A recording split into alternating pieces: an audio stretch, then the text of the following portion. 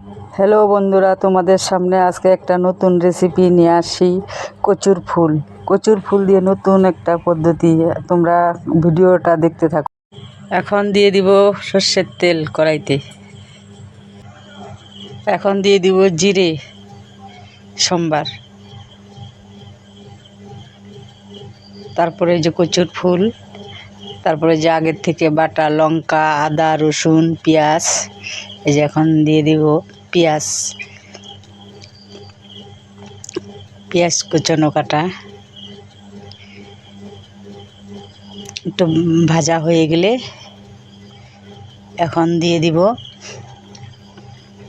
কচুর ফুল। আগের থেকেই বাটা মশলা, লঙ্কা বাটা, জিরা বাটা, আদা বাটা, রসুন বাটা সব এখন মশলা দিয়ে দিব। লবণ দিয়ে দিব পরিমাণ মতো।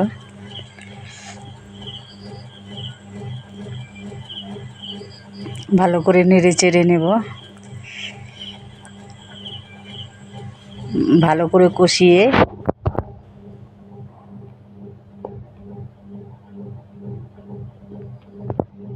বন্ধুরা, তোমরাও বাড়িতে বানিয়ে খেতে পারো, খুব সুস্বাদু। ফুল রান্না হয়ে গেছে। ভিডিওটা ভালো লাগলে লাইক, সাবস্ক্রাইব।